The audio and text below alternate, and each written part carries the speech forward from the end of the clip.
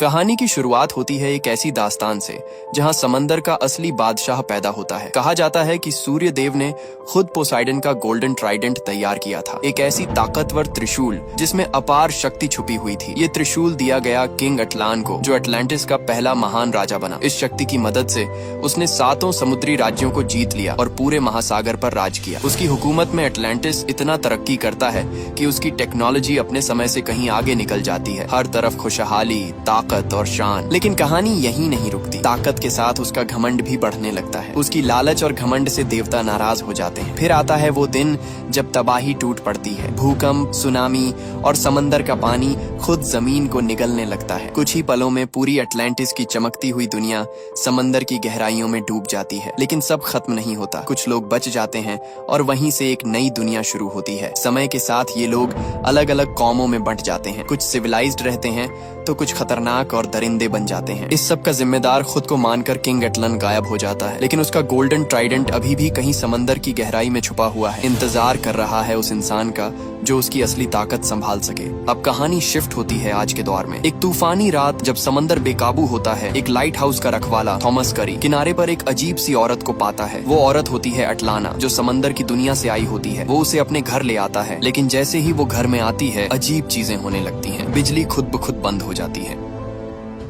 अचानक वो औरत होश में आती है और बिना किसी मेहनत के थॉमस को हवा में उठा लेती है। उसके चेहरे पर डर साफ दिखता है। तभी अचानक टीवी खुद चालू हो जाता है और वो घबराकर अपना त्रिशूल निकालती है। एक ही वार में टीवी को तोड़ देती है, लेकिन शायद वो कमजोर थी। अगले ही पल वो बेहोश होकर गिर जाती है। सुबह जब उसकी आंख खुलती है तो वो इस नई दुनिया को समझने की कोशिश करती है, लेकिन जैसे ही उसकी नजर एक फिश टैंक पर पड़ती है, उसके चेहरे पर खुशी आ जाती है और अगले ही पल वो मछली पकड़कर खा जाती है, जैसे ये उसके लिए बिल्कुल आम बात हो। वो अजीब सी घटना देखकर टॉम पूरी तरह हैरान रह जाता है, लेकिन फिर भी वो उस लड़की की मदद करता है। धीरे धीरे उसे पता चलता है कि ये कोई आम इंसान नहीं, बल्कि समंदर के नीचे बसे राज्य अटलांटिस की राजकुमारी है, जो जबरदस्ती की शादी से बचने के लिए भागकर यहाँ आई थी। अलग दुनिया के होने के बावजूद दोनों के बीच रिश्ता बनता है और कुछ समय बाद उनका एक बेटा होता है, आर्थर। ये बच्चा 2 दुनियाओं का मेल होता है, इंसान और अटलांटियन दोनों। लेकिन ये सुकून ज्यादा देर तक नहीं रहता। एक दिन अचानक अटलांटिस के सैनिक उनके घर पर हमला कर देते हैं। उनका मकसद राजकुमारी को वापस ले जाना होता है। वो औरत मजबूरी में लड़ती है और अपनी ताकत से सबको हरा भी देती है, लेकिन उसे समझ आ जाता है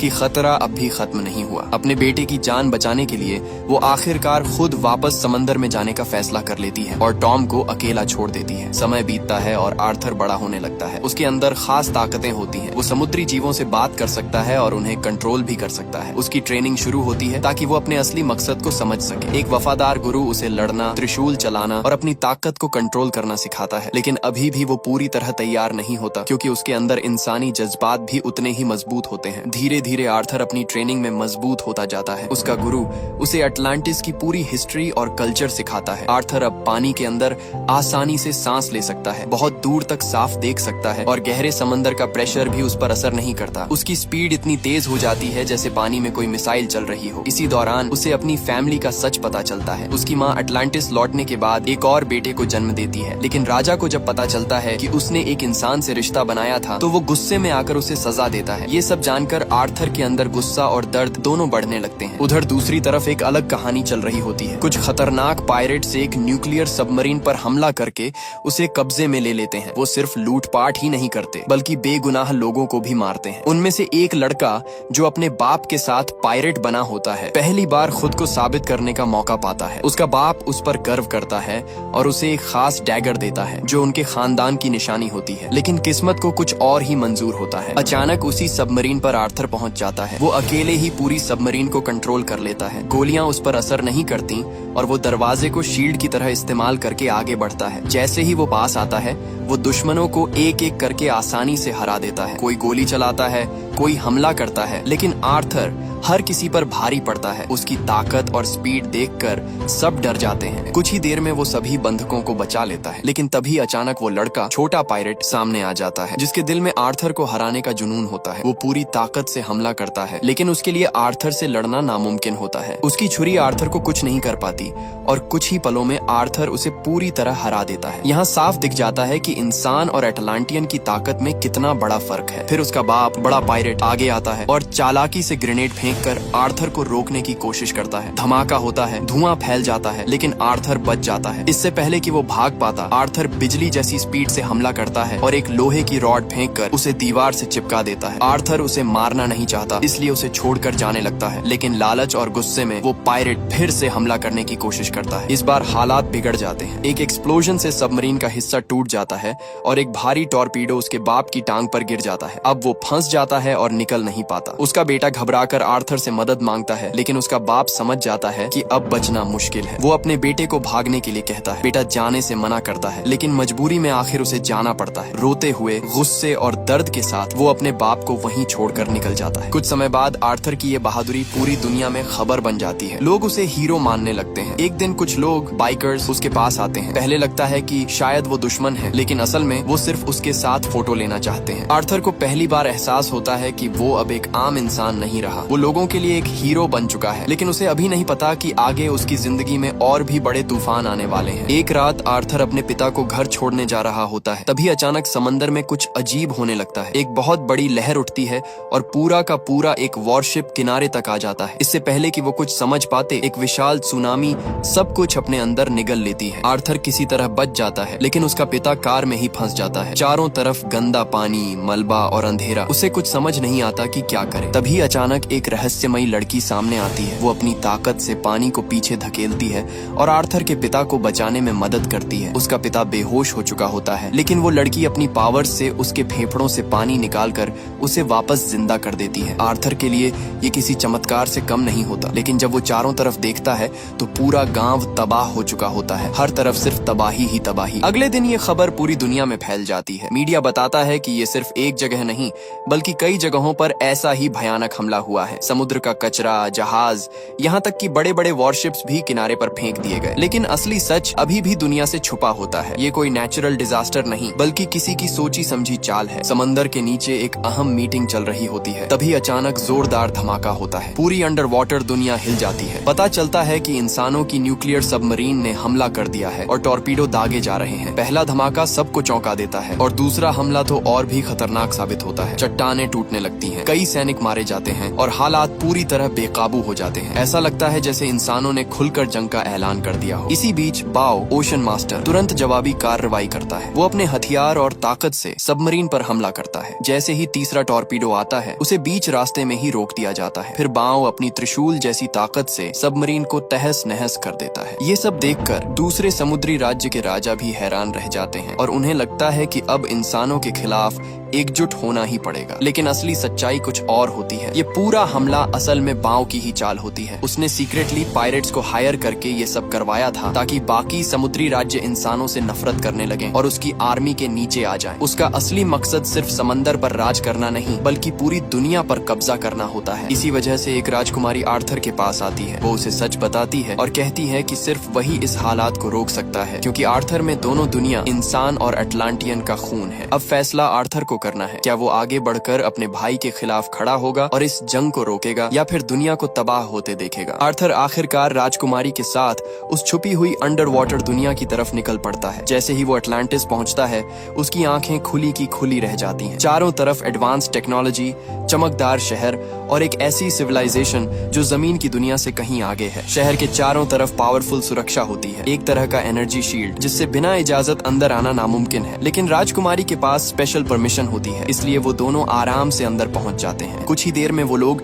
एक पुरानी डूबी हुई शिप तक पहुंचते हैं जिसे मैजिक से सेफ रखा गया होता है। वहाँ उनका गुरु पहले से इंतजार कर रहा होता है। वो बताते हैं कि अगर बाओ को रोकना है तो एक ही रास्ता है, लॉस्ट गोल्डन ट्राइडेंट को ढूंढना, क्योंकि वही असली ताकत है जिससे सातों समुद्री राज्यों पर हुकूमत की जा सकती है। तीनों इस प्लान पर बात ही कर रहे होते हैं कि अचानक हमला हो जाता है। आर्थर की एंट्री छुप नहीं पाती और दुश्मन सैनिक वहां पहुंच जाते हैं। आर्थर तुरंत लड़ाई शुरू कर देता है और एक एक करके सभी गार्ड्स को हरा देता है। लेकिन मामला यहीं खत्म नहीं होता। अब एलीट रेड आर्मर्ड सोल्जर्स आते हैं जो पहले से कहीं ज्यादा ताकतवर होते हैं। उनका प्रेशर ही इतना होता है कि माहौल भारी हो जाता है। फिर भी आर्थर पीछे नहीं हटता। वो पूरी ताकत से लड़ता आता है और उनके हमलों का जवाब देता है। आर्थर पूरी कोशिश करता है लेकिन आखिरकार वो बुरी तरह टकराकर बेहोश हो जाता है। इसी बीच राजकुमारी वहाँ से छुपकर निकल जाती है ताकि आगे की मदद ला सके। जब आर्थर होश में आता है तो खुद को जंजीरों में बंधा हुआ पाता है। उसके सामने उसका भाई पाओ खड़ा होता है। अब वो पूरा राजा बन चुका होता है। दोनों के बीच तीखी बहस होती है और गुस्से में आकर आर्थर उसे सीधे लड़ाई के लिए चैलेंज कर देता है। सबको लगता है कि बाओ शायद डरेगा, लेकिन वो बिना सोचे समझे चैलेंज एक्सेप्ट कर लेता है। वो चाहता ही यही था कि सबके सामने आर्थर को हराकर अपनी ताकत साबित करे। फिर तय होता है कि दोनों के बीच एंशिएंट ट्रेडिशन के हिसाब से एक ड्यूअल होगा रिंग ऑफ फायर एरिना में। यहाँ जो जीतेगा वही असली हकदार माना जाएगा। जैसे ही बाओ अरीना में आता है पूरी जनता उसके लिए चीयर करती है, लेकिन जब आर्थर आता है तो उसे इंसल्ट किया जाता है। उसे गद्दार आउटसाइडर तक कहा जाता है। शुरू से ही साफ हो जाता है कि ये लड़ाई सिर्फ ताकत की नहीं बल्कि इज्जत और पहचान की भी है। जैसे ही फाइट शुरू होती है बाओ पूरी तरह हावी हो जाता है। क्योंकि वो समंदर में पला बढ़ा है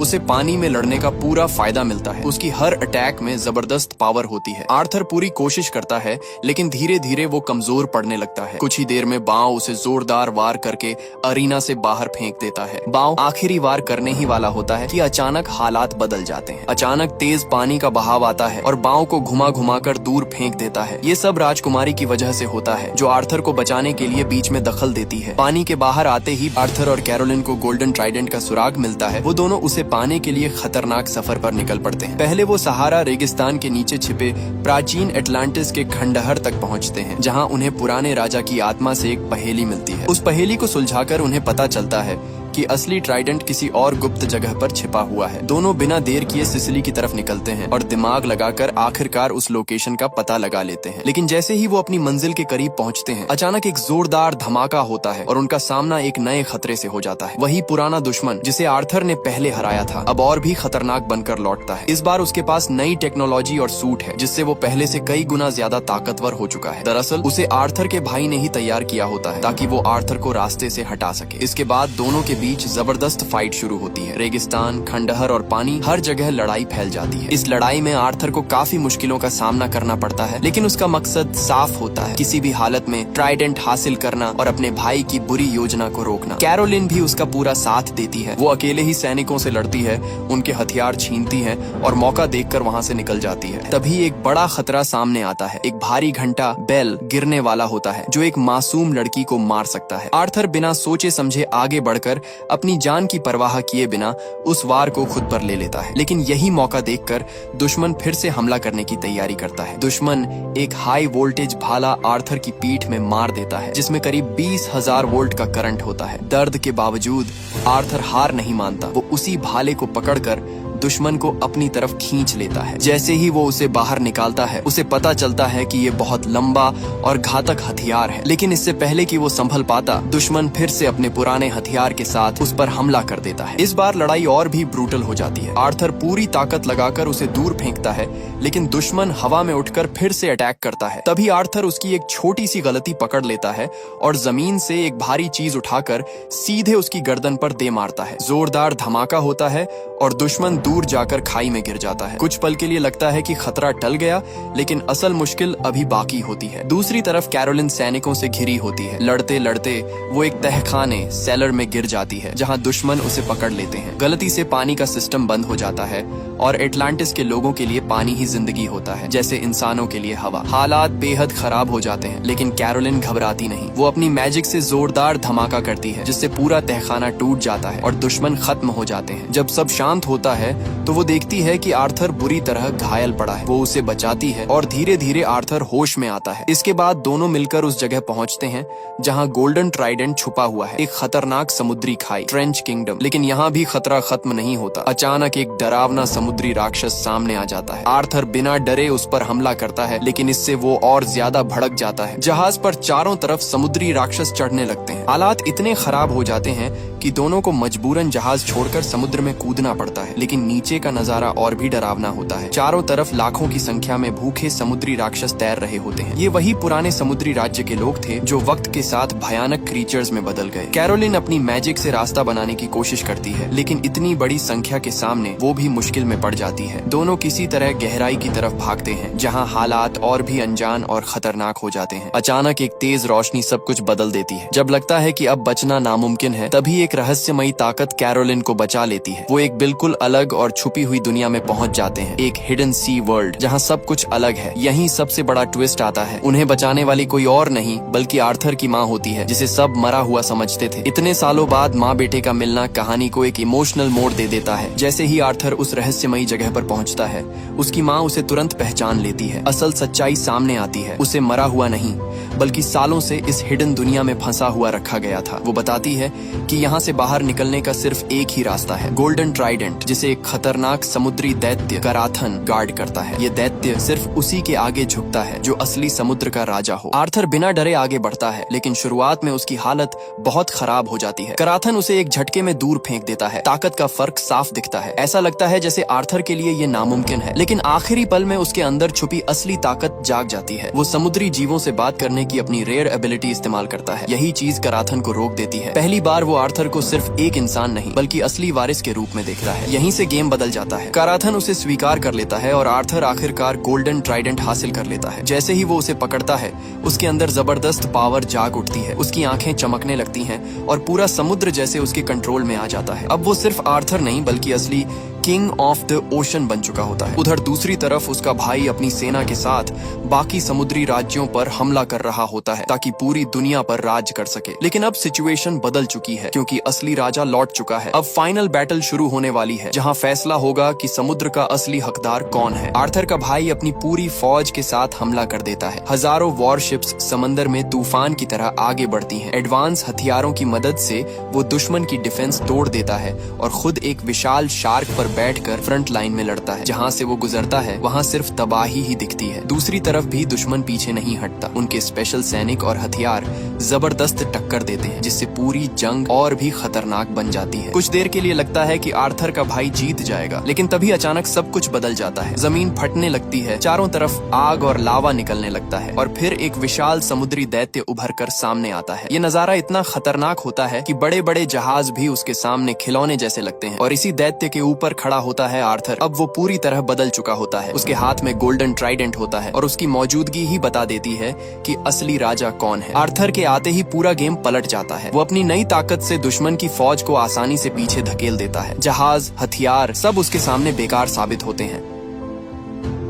एक पल में पूरी जंग का रुख बदल जाता है। आर्थर की इस पावर के सामने दुश्मन की सेना बिखरने लगती है। कई सैनिक डर कर भागने लगते हैं और कुछ उसके सामने झुक जाते हैं। यहाँ तक कि दूसरे राज्य का राजा भी समझ जाता है कि असली हकदार आर्थर ही है और वो सरेंडर कर देता है। अब मैदान में सिर्फ दो भाई बचते हैं, आर्थर और उसका भाई। दोनों अपने अपने विशाल समुद्री जानवरों पर सवार होकर आमने सामने आ जाते हैं और फाइनल ड्यूअल शुरू होता है। इस बार आर्थर स्ट्रेटेजी से लड़ता है। वो अपने भाई को पानी से बाहर सरफेस की तरफ खींच लाता है जहां उसकी ताकत कम हो जाती है। शुरू में उसका भाई कुछ भारी पड़ता है, तेज हमले करता है, उसे पीछे धकेल देता है, लेकिन आर्थर जल्दी संभल जाता है और अपने नए स्किल्स का इस्तेमाल करता है। वो पानी की ताकत से एक जबरदस्त हमला करता है, जैसे एक भयानक वाटर वॉर्टेक्स, जिससे लड़ाई पूरी तरह उसके कंट्रोल में आने लगती है। आर्थर का नया वाटर अटैक देखकर उसके गुरु भी हैरान रह जाते हैं। उसका भाई बिना समझे सीधा हमला करता है, लेकिन इस बार आर्थर की पावर पूरी तरह जाग चुकी होती है। पानी की तेज लहरें उसे पीछे धकेल देती हैं। फिर आर्थर पूरी ताकत इकट्ठी करके